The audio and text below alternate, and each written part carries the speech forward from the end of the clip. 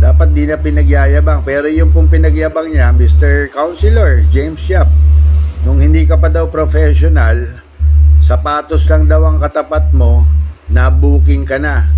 Kaya yun po. At maraming salamat, Alan Kay. At sige, banatan mo ako at baka may alam pa ako sa iyo. Maraming salamat at abangan ang susunod na kabanata.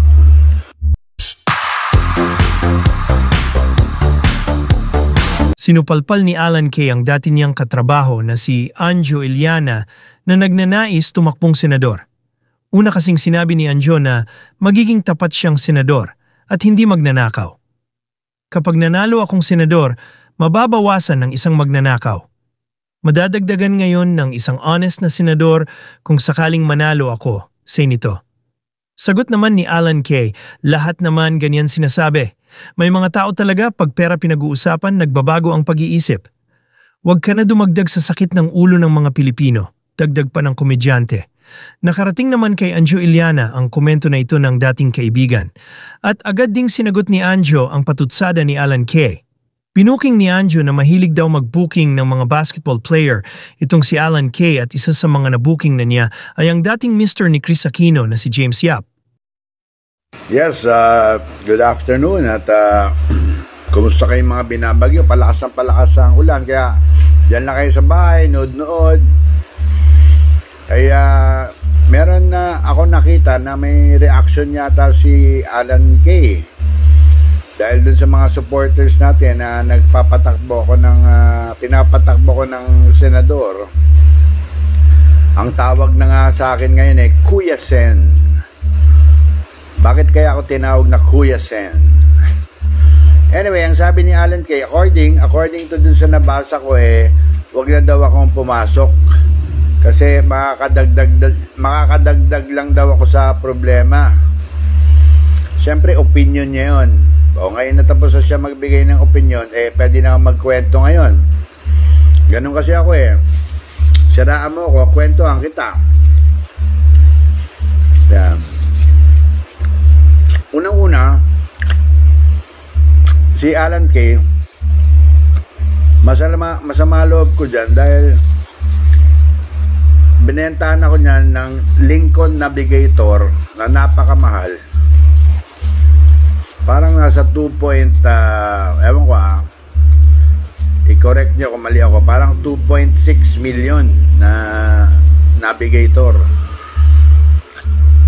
Lincoln Navigator SUV. Hindi ko lang yung binenta sa akin, sira pala.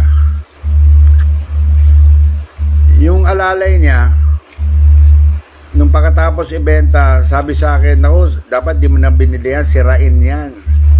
So in other words, bukod sa nabili ko ng 2.4 million, pinaayos ko yung kasi yun air suspension, gumastos ako ng 900,000, tapos nabenta ko na lang siguro mga 1 million kay R33, yung kaibigan ni So masama loob ko, sabi ko masamang ugaling baklita pala to. Simula nun, hindi na ako masyado nagdidikit dyan. Tapos nung araw, ang yabang yan dati, lahat daw ng basketball player na amateur binubuking niya. Sabi ko, paano mo na bubuking yan? Binibigyan lang daw ng rubber shoes, tapos inuuwi na. Pinagmamalaki niya dati yung dalawang magkapatid na taga San Beda. Lagi naman niya niyayabang. May nagtanong, ewan kung si Joey De Leon ang nandun doon. Tinanong, si James Yap. Tumatawa-tawa siya, tapos umamin siya na dinala niya daw si James Yap sa bahay niya dun sa Tandang Sora at binigyan lang ng magandang rubber shoes na booking na niya. Ayan, James Yap, galing kay Alan Kay yan, na booking ka na daw ni Alan Kay. Sa kanya mo tanungin, siya yung nagkikwento hindi ko alam, baka nagyayabang lang yon. Pero pag mga ganon, dapat yun hindi na kinikwento, di ba? Dapat di na pinagyayabang. Pero yung pong pinagyabang niya, Mr. Counselor James Yap, nung hindi ka pa daw professional, sapatos lang daw ang katapat mo, na-booking ka na. Kaya yun po. At maraming salamat, Alan Kay. At Sige, banatan mo ako at baka may alam pa ako sa iyo. Maraming salamat at abangan ang susunod na kabanata.